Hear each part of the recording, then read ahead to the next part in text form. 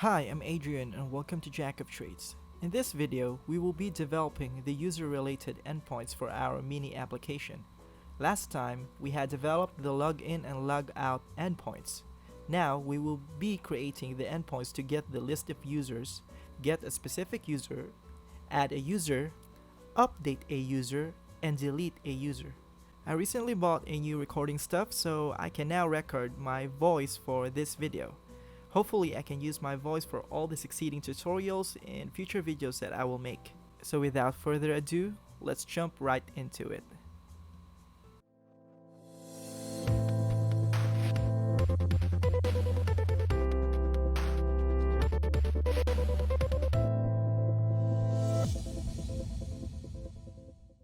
The reason why I am adding endpoints related to users is that in every known web application that has been invented, the user entity is always present. No matter what web applications you create, a database record for all users has to exist in order for our web applications to be functional. This time, to actually create the most commonly used endpoints for REST APIs, we will use the user model to make endpoints that allow us to create, read, update, and delete records. Okay, so we need to prepare our endpoints for the users that we see in the users table. Later on, I'm going to create more dummy users in our database. These endpoints that we will create will allow our client applications to communicate with our database. We already have created our login and logout endpoints in the previous video. Now, let's try to recap what we have done. But before that, I would like to emphasize that the only endpoint that we will use is the login endpoint, since this is the endpoint that creates the access token for our client application. If you don't know what an access token is used for, simply put it as an auto-generated secure temporary password for our client applications.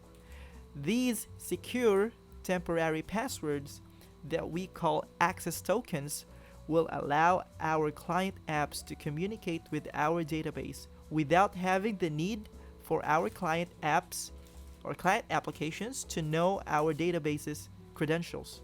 So the access token that is going to be generated will be passed every time we make an API request to our REST API application. Luckily, Laravel has a fantastic way of creating the REST API standard endpoints, which we will discuss shortly. Remember that this tutorial is using Laravel 8, and you may be wondering why, since Laravel 9 has already been released. Well, that is because I started this series a long time ago when Laravel 8 was still new, and I got busy with some things, so I couldn't continue this series immediately. However, I checked the Laravel 9 documentation, and it appears that what we are doing here is still relevant. I can also see that Laravel has become more stable as time goes by. First, we need to create a user controller file that will group our related endpoints together. And since we are creating the CRUD functionality for the user's REST API endpoints, we will have to create a user controller for that. And if we try to go inside our app models directory, we can already see a user model created. The user model does have a corresponding database migration file during the installation. So it comes along with the default Laravel installation, so we don't have to create this file anymore. This time we will try to run a command that actually creates the user controller file that will be saved under our app HTTP controllers API directory. So let's type in the PHP artisan make colon controller, and after that type API and the name of our file called, we're just gonna call it user controller. Note that we need to add the -- API flag to tell Laravel that we want to create a controller file for a REST API. Also, adding the -- API flag will tell Laravel to generate the appropriate file for the standard REST API endpoints. As you can see, it creates the necessary functions to map each standard endpoints. So the index function is the first endpoint that will serve as the endpoint to get all the list of users. So the next one is the store function.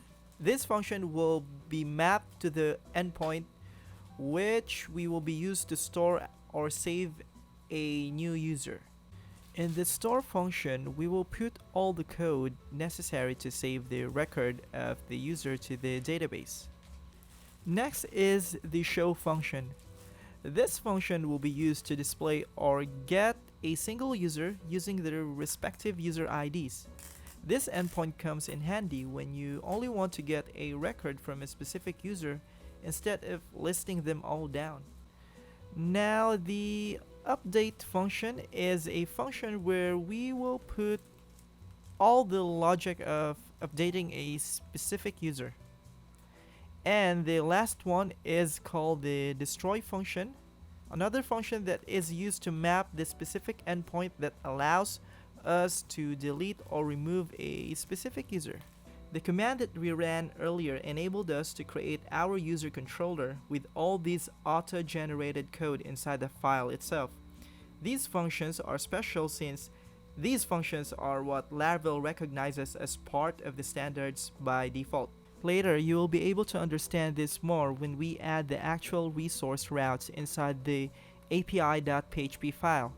For now, let's focus on actually displaying all the users by generating what Laravel calls the resources class.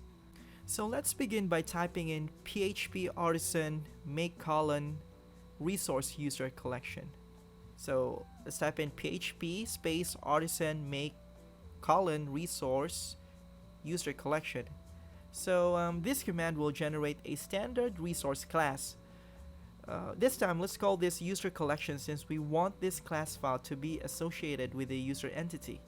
So the resources are also called API resources in Laravel since these classes are created to serve as they call transformation layer that sits between the Eloquent models and your REST API JSON responses.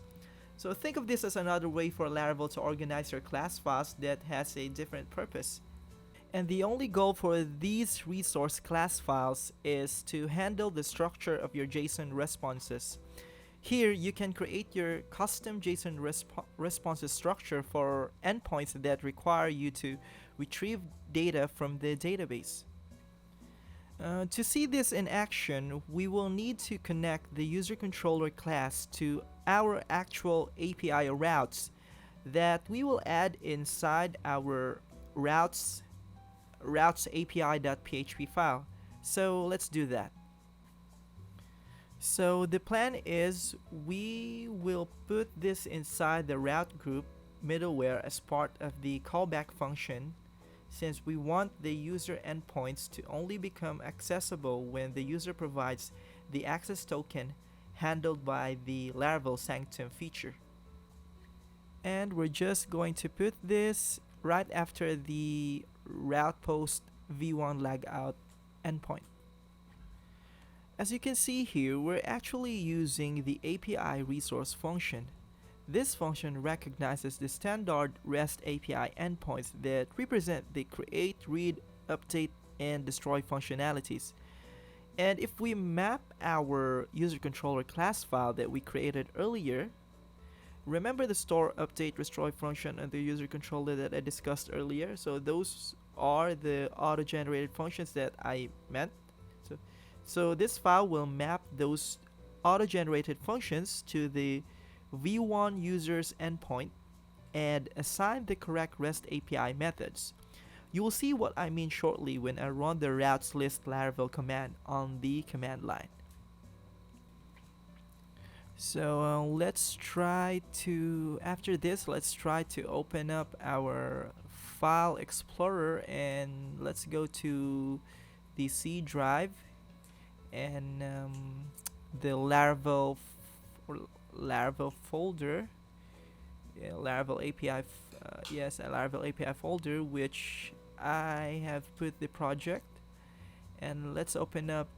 Let's try the PowerShell to run in the command. Alright, let's wait up, and it's taking time to load. But well, on the other hand, let's open up Git Bash instead. So let's make this. Let's type in the. Let's go to the folder. Let's type in c-laravel and then C drive. Let's go to C drive instead, and then Laravel and Laravel API. Alright, now let's make this big and let's run the function. So as far as I can remember, that was PHP artisan routes list, I guess. Oh, apparently we have an incorrect syntax. Now let's try that again. Oh, wait. Alright, so apparently we have an incorrect syntax, so let's fix this.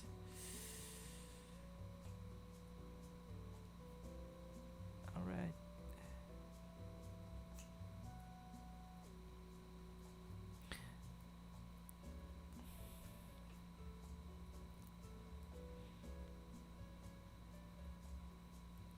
Okay, let's try that again, and alright. So apparently it is route list. So there you go. Remember that we only added the API resource function and added the v1 user's text as our main endpoint URL structure. As you can see, if we comment out the API resource route, the route configuration disappears in the route list. So nevertheless, when we check the route list, Laravel created and mapped each method to each specific function right off the bat. So let's see that again. Okay, let's uncomment this, and yeah, let's go to the command line again and run the route list. So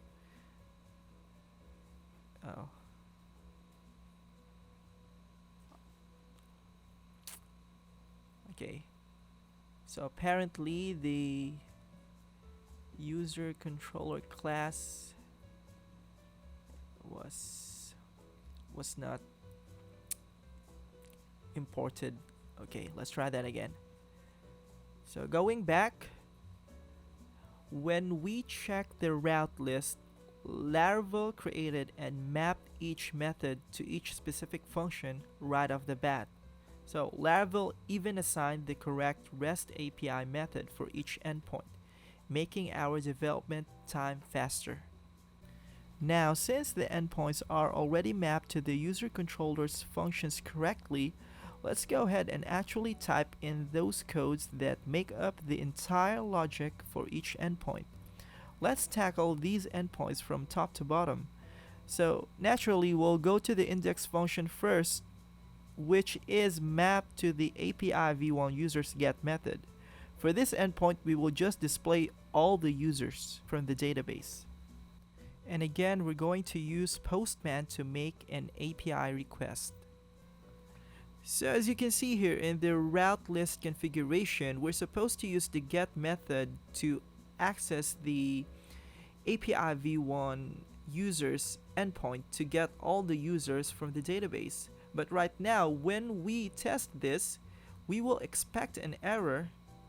That is because we have put the API resources inside the auth Sanctum middleware, and this one actually blocks our request because Laravel Sanctum requires us to have an access token before accessing all of these resources. Now, since I have transferred the API resources temporarily outside the middleware, we should be able to test this perfectly without any problems. Now, Laravel has this response object that you can readily use. And in this object, you can use the JSON method to return an API response in a JSON format. We don't want to get complicated here at this point, so we will just put a static data for now and make an API request in Postman to actually see this in action. Right now, let's just pretend that this static data is coming from the database. Yeah, so I cannot think of anything else to put here, but let's just try this and let's see what happens. Okay, so as you can see here, we're able to display the static data that we have just set here as an API response when we make a request using the Postman app.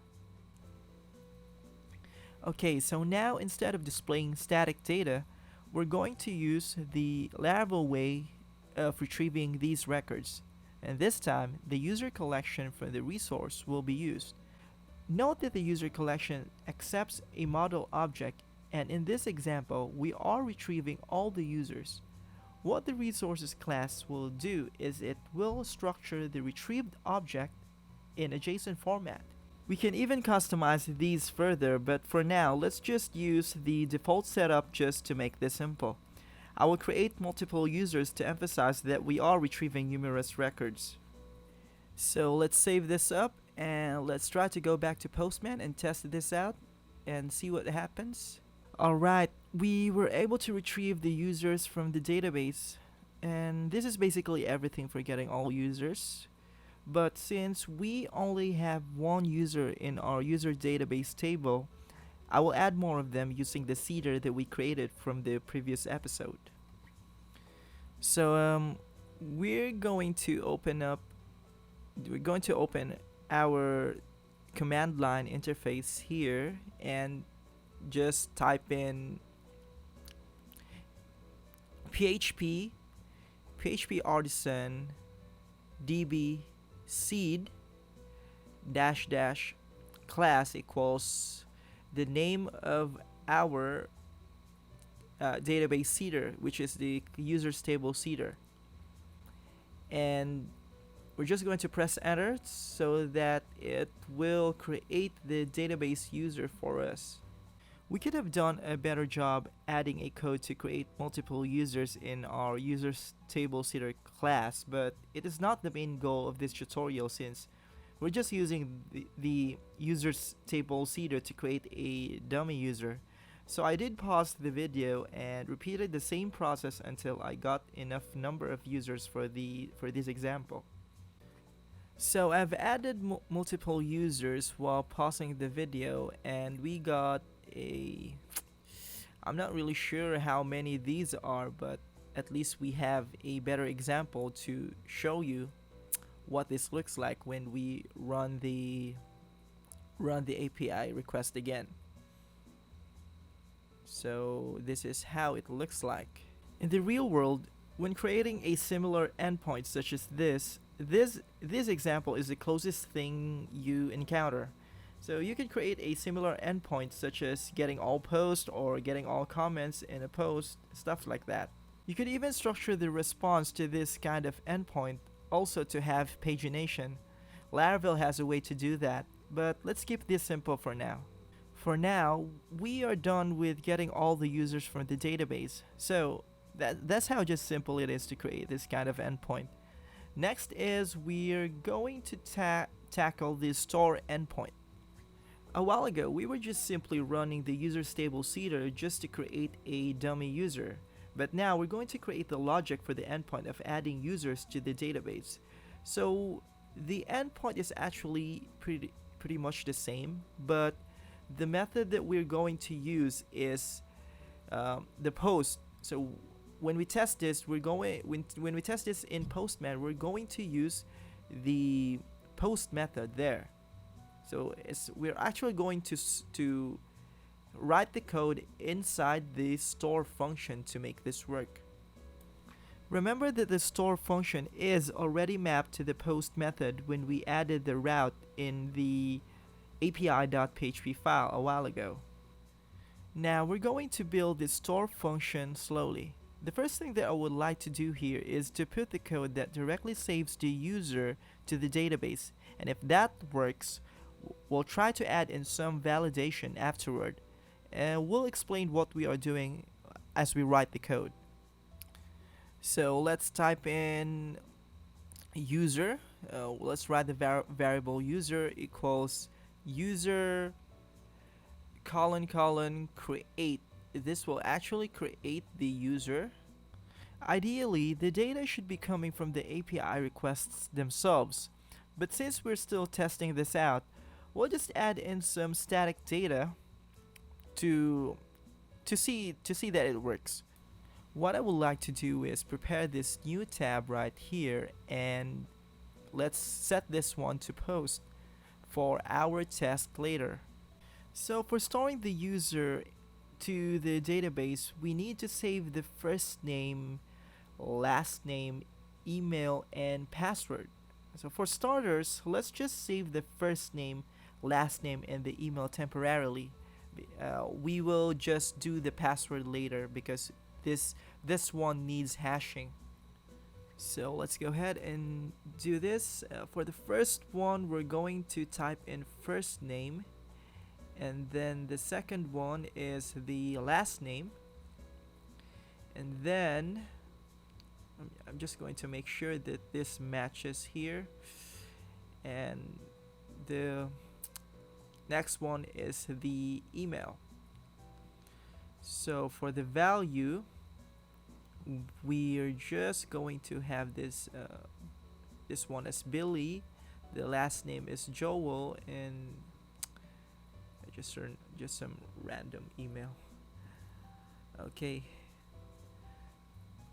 so as you can see here, when I open up one of my command line interface in VS Code, you will see that I'm actually already running the Laravel server on my local host. So let me just show you quickly how to restart your local Laravel server.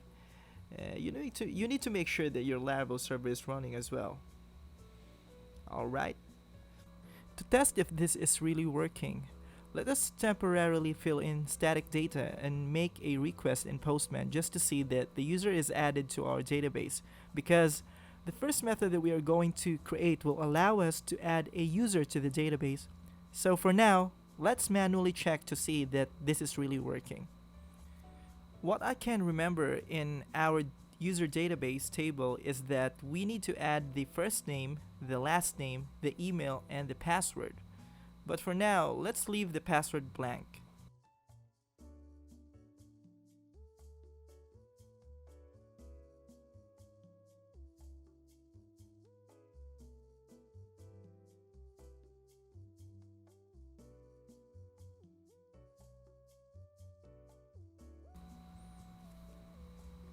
Okay, so now that we added them, let's try to make a request using Postman.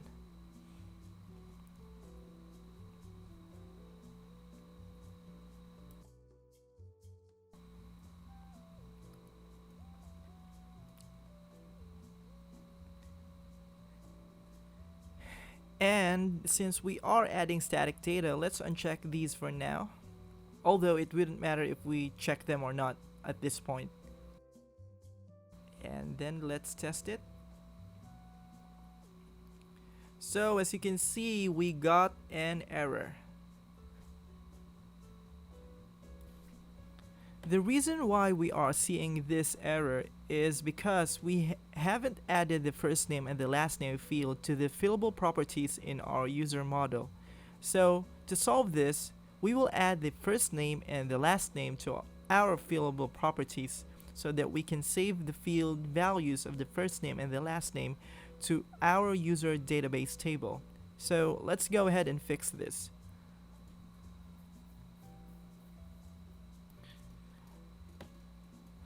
Also note that when we created the user database table, we had set the first name, the last name, the email, and the password to be not null.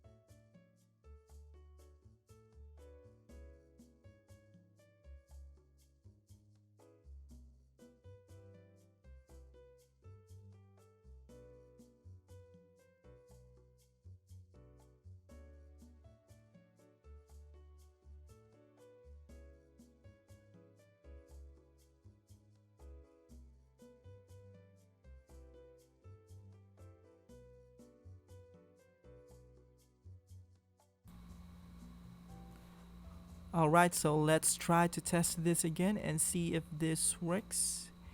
And yes, it works. We only see number 1 being displayed here since we haven't set any response data. But if we look at our user database table, we can see that the static user data that we set was added after we made a request using Postman. So as you can see, by just making a request using the endpoint that we made, we were able to add a user to the database. Postman is a third-party application, and we just allowed it to communicate with our database using one of our REST API endpoints. What we really are trying to achieve here is that we are trying to learn what a Jamstack architecture is all about. According to their official definition, Jamstack is a modern way of building web applications that follow pre-render and decoupling principles. This enables websites to run on multiple platforms because we now separate the back end and the front end, which is a process of decoupling. So the pre-render that I mentioned is actually referring to the front end, which we are going to build using React, but that would be later. We are actually using the word pre-render since we will be creating our front end as static pages, and using React we can achieve that because React can generate static files to our front end. We will discuss more of that in the later videos. Right now, we are in the process of decoupling or separating our backend and front end. The only difference is that we created our REST API service first before creating our front end. Note that you can create REST APIs using other frameworks such as Ruby on Rails, Django, or Node.js, just to name a few. Now that we made sure that the basic functionality works, let's add some more logic to our store method. What I would like to do is, instead of adding static data, we add in the data that is actually coming from the request. Note that we have the request object as a parameter here. Using the request object, which is stored in our request variable, we will be able to receive dynamic data for the first name, last name, email, and password through the request. Right now, we are just adding these using Postman, but in the real world, the fields should be coming from the HTML form and will be sent when the user clicks the submit button to trigger the request to this API service that we are creating right now. The next thing that we need to do is, instead of adding static data, we will actually send the data from Postman along with the request. And the first name, last name, email, and password are called the request data. And these request data will be the ones that will be saved to our database. So let's try updating our code and let me show you how to do it. So let's try to create a variable and let's call it what request data, and then it is equals to, no, we're going to do that later, and we're going to pass in the request variable and use the method all, and then the request data variable should be passed as a parameter here. So let's try that and see what happens. And then when we open up our phpMyAdmin and reload this, we should be able to see that yes, that one is working. Although we see that the request data was added there, we don't want our passwords to be exposed like that. So we will update our code and we will hash our passwords instead. What I would like to do is use the array merge function to merge the request all method data and merge another array data which contains the hashed password. Laravel has a built-in class to hash passwords, so let's go ahead and use this hash make method. For beginners, just in case you're not familiar with hashing, think of hashing as a security method in which users' passwords are converted into a series of strings that are not readable by humans. Using this approach, it prevents hackers from seeing sensitive data if they happen to gain access to your database. So this really comes in handy when you're trying to secure your passwords. So, when we try to go back to our database, we will actually see that the password of the user that we created earlier is not hashed. So let's go ahead and delete this and make the request again using Postman. And then when we go back to our database and reload this, we can now see the hashed version of the password. Now that we made sure that we can now receive dynamic data from the request and even hash passwords, let's try to add a comment at the top of our code so that we make it a habit to write documentation to some parts of it. This is not necessary, but it's a good habit to put some comments on the code, as this will also help us in the future when we are tracing bugs or adding more features, because comments remind us what a specific code does. Laravel has a response helper function that allows you to generate a response instance, and it has a JSON method that allows you to send a JSON response. What I would like to do is assign the user create function to a user variable to hold the user object, and I would like that user data object to be displayed on the response. So let's go ahead and use this variable. That's user equals user create request data, and that's it. Let's go ahead and test our code again. So we're gonna open up Postman and then let's try to change this email and the first name and the last name as well. Then click send. So as you can see, we are now able to receive a response in a JSON format. The next thing that I would like to do is to at least put the response data inside a key called, let's say, data. And I would like to create another key that I would also like to call maybe message. So just to create some sort of a standard response structure in our REST API. So if we test this again, we would expect a different structure, different from this one that we have just created. So let's try to test that, and here we go. Now that we have set this up, the next thing that we should do is validate the inputs that are coming in, because it's very dangerous to just let any application send a request without having to at least validate the data that are coming in. So what I would like to do is to call the validate function from Laravel, which helps us handle this.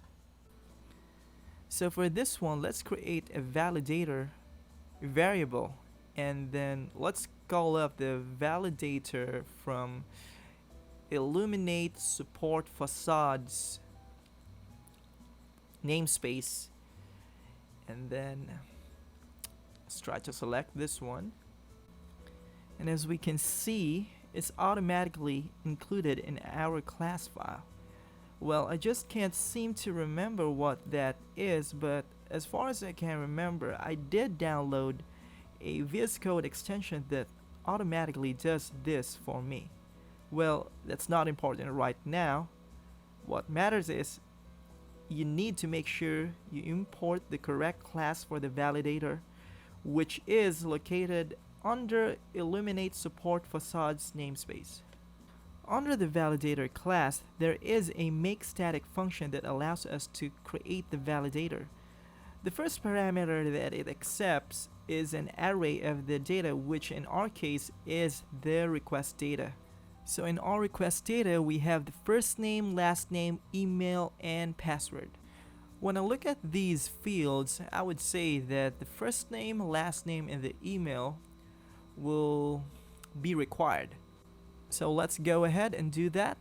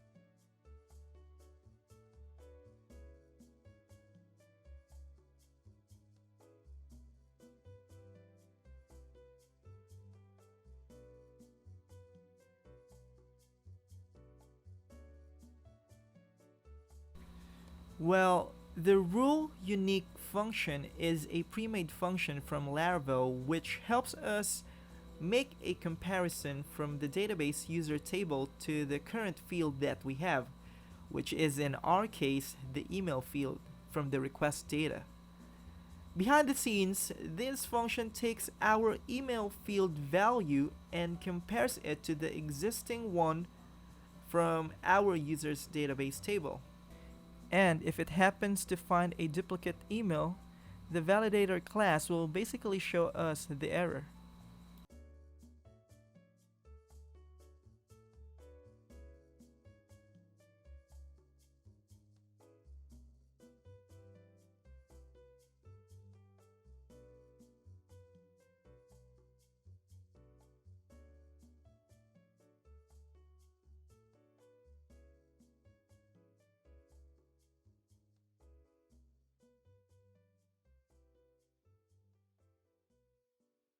Now that we have created the validator, we will now put a conditional statement where we check if our validator function detects any errors.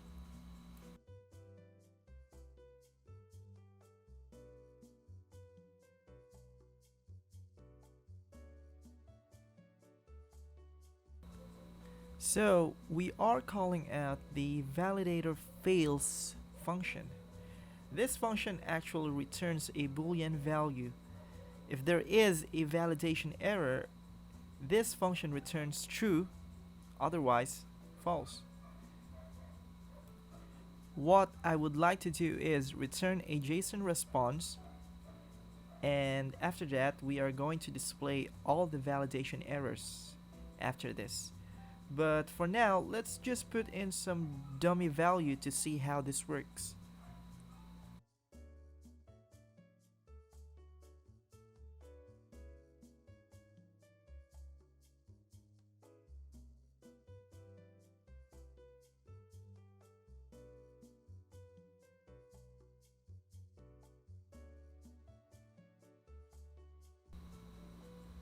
So let's go ahead and pass blank values for each of these fields and see if our validation function detects this. Alright, there you have it. Now that we have made this work, let's structure this the way a REST API is typically structured. But for this one, I will just change the message.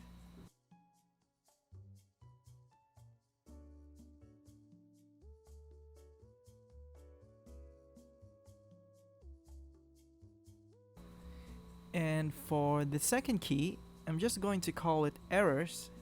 And on this key, I will assign the values of the validation errors that are going to be in the form of an array, because the validator errors will hold the values of the validation errors data per field. You will see it in a moment. So let's send this, and you'll actually see all the errors per field. We see this because our validator function detects validation errors, which we have specified in our validation error rules earlier. So we made the first name, last name, and email fields required. To satisfy this condition, we should add a value to these fields.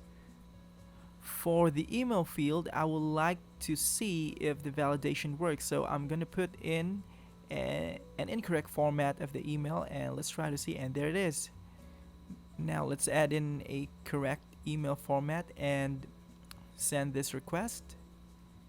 And now we see that our data is added to the database. Now that we have the basic things done in the store function, let's move to the next function that will allow us to return a specific user by ID. Let's try to scroll down a bit and put some code to the show function. So this one is quite simple. We are going to pass the user model as a parameter and then just return the response JSON, just like with what we did from the previous function. And what we will be doing here is called dependency injection. In Laravel, the dependency injection process is just about passing or injecting a specific class into a function. And in this example, the user model class is the one being dependency injected into the show function. We don't have to call any method from the user model instance. We'll just pass the user variable, and that's it.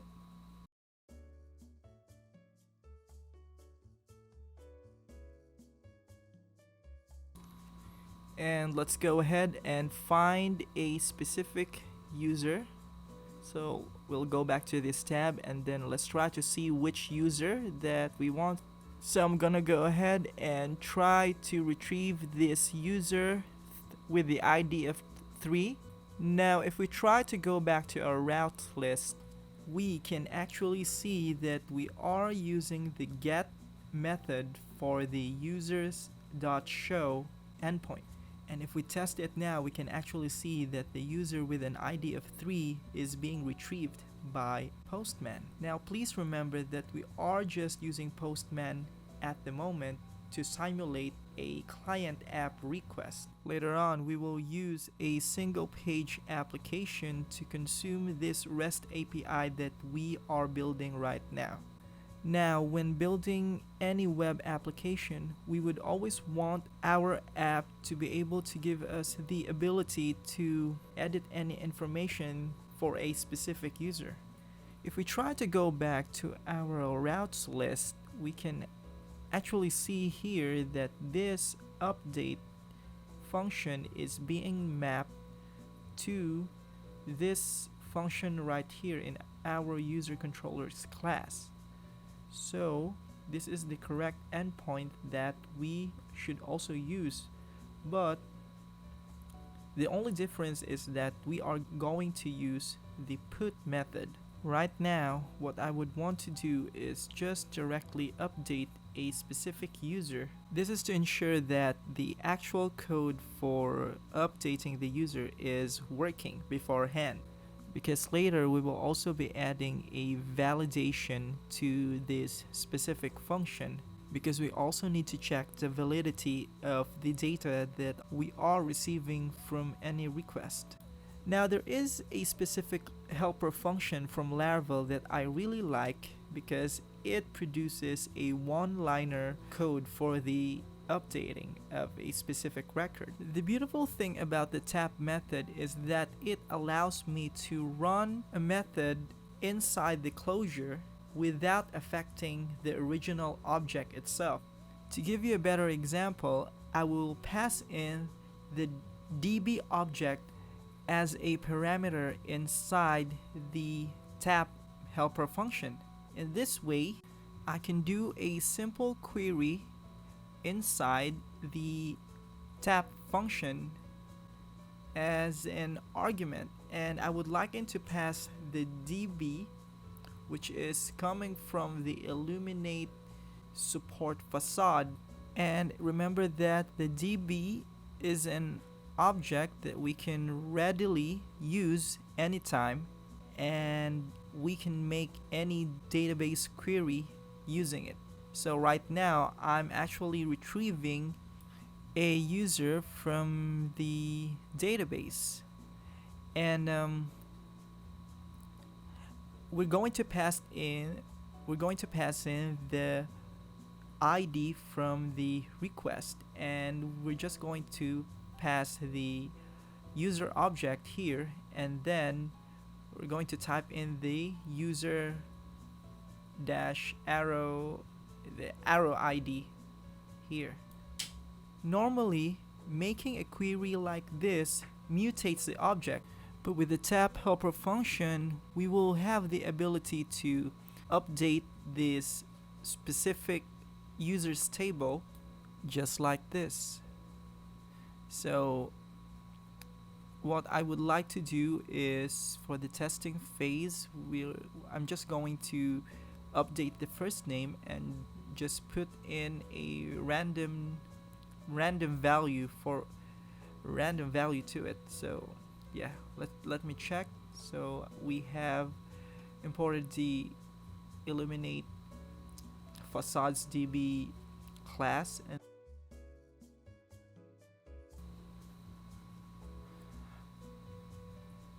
and then alright, so let's go ahead and return the response data.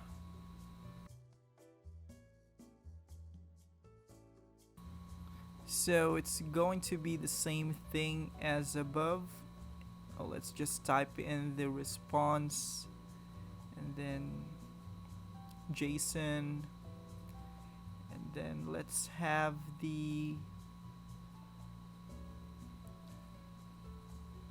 let's just directly add in. So what is this status 201? So the status 201 is the request was successful, and as a result a resource has been created. So this is the correct status code that we should also follow, since we are using the REST API architecture here. So let's go ahead and do that. However, the 201 status code is appropriate for the create method, so we'll just go ahead and just put in a 200 status code for the update method instead. So I think we're now ready to test this. After we edit this one, this is 200, and okay, and we're going to pass in the data. So we're just going to type in data and then data right here. So let's save that, and we're going to update the first name. But right now it doesn't matter what we put here, because we're just putting static data inside. So if we click, so but first we're going to, okay, so the method here is put or patch. Yeah, so we're going to use put, and then let's click send. Alright, put patch. Okay, so let's click send, and the data was updated. Alright, wait, I haven't saved that, so let's try that again. So okay, now it's the first name is Jennifer1. So we actually have tested the code, and it seems that it's working. So the next thing that I would want to do is to pass the request data into the update method, as opposed to having a static data just like what we did a while ago. And later on, we are going to have some kind of validation, just like the store method that we did earlier. There will be cases when the user updates only the last name, or maybe the user only updates the first name, or maybe both.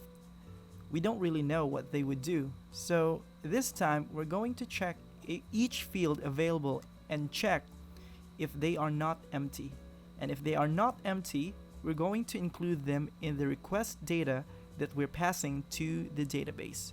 With this approach, only the fields that have values will be saved to the database, and the fields that are empty will not be changed.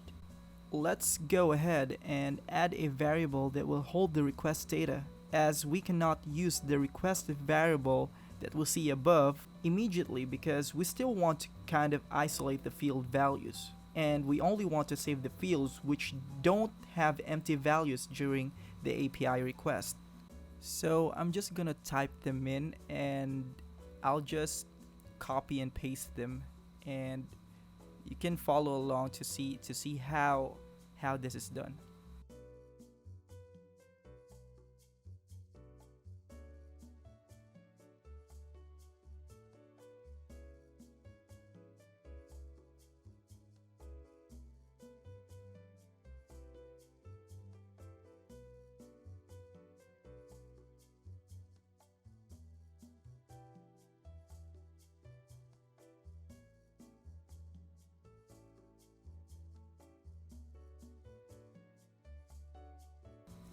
Now, I do think there is a better way for us to check these by using a for loop, but for the sake of simplicity, it's much easier for me to explain what's going on with this kind of approach.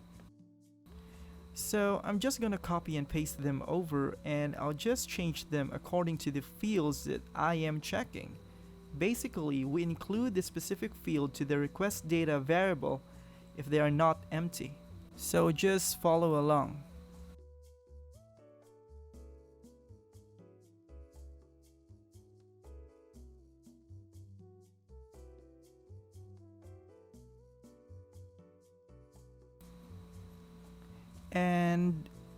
And we're gonna do something different for the password field, because when we save the password field, we need to make a hash version of it. So what we are doing here is just hashing the password again by using the hash make function. That's just passing in the request password from the request data, and then just assign that to the request data variable with the key of password. I think this is all set, but there's one last thing that I would like to do, and that is I'm going to check if the request data that is coming in has at least one one value that is not empty. So I'm counting we're using the count function here to check to count all the requests, and then if we don't get anything from it, and if the request all returns like 0 or -1, which is in any case in it's most likely 0, then we're just going to display a message that's called pass at least one field value in the request. So for this one, I am let me try to check the controller function. So we're just going to add a since I thought that the display message function that we have just called earlier, which is not yet existing, a function that would be common to all the API requests, I kind of think that it is best to put the display message function or the display message method inside the controller.php, as this class is the one that we are extending to. So in this way, the display message method will be available to all of the API controllers. Please note that we are still using the response JSON helper from Laravel.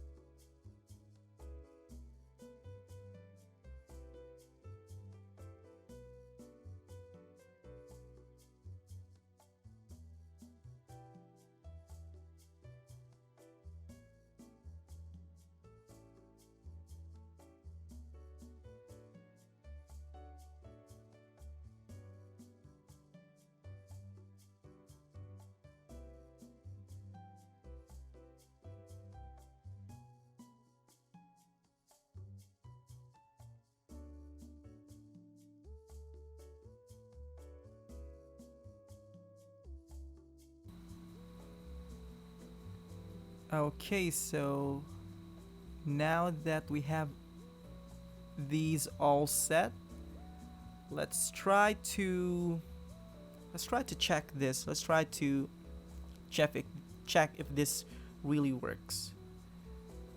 All right, let me try to review the code once again, and then all right, I think this is all good for now. Okay, so let's try to check the first name if we truly think that this works. All right, I was able to update the first name. So the next one that I would like to change is the last name. So let's try that. So this one is okay. And that's it. It works. Now, if you have been so patient up to this point and still continuing with the tutorial, great job. You made it. And without further ado, let's jump into the destroy function, which is a very simple one. In some cases, there is actually another way of deleting the record without really having the record be deleted in actuality. In Laravel, they have these so-called soft delete that only allow you to flag a specific record as deleted, but in reality, the record is still there in your database. And you have the option of not making them visible to the request. But we're not going to cover that in further detail, as that is not a part of the scope of this video. However, I do think that it is also essential for you to be aware of it, just in case. And to learn more about it, you can just check out the docs. Going back to our destroy method, I'm just going to write in the the Laravel way of deleting a record. So the first parameter would be the ID, and then the second parameter would be the user-id. So let's go ahead and do that. And then we're going to pass the user object to the destroy method, just like that. And then let's return and display a message that's going to say the user was successfully deleted. So let's just throw in some 200 status for this request, and maybe just like that. And then remember that we are using the delete method here, so we're just going to do that in Postman and see if this specific user 4 is deleted. Now I'm going to check the database, and then if we reload this, we're going to see that Jennifer was deleted. And that's how simple it is. Now before I forget, let's go to the api.php file, and then let's just transfer the routes that we have here to the auth sanctum group. In this way, we're going to make the v1 users all the API endpoints that we have just created to be only available when the user is logged in. As you can see here, we are getting an error when we try to run all of these API requests that we have just did earlier. And that is because the auth sanctum is now in charge of allowing us to access these API endpoints, because we have transferred it inside the auth group earlier. And if we try to check the personal access tokens table, we can actually see it right there. I just deleted them. You can actually see that when we check this again, it's going to be added here, all the API tokens that we are going to use for each request. And this is how simple it is using the new Laravel Sanctum. For this one, we're just going to pass a new bearer token. Let's just copy and paste this one.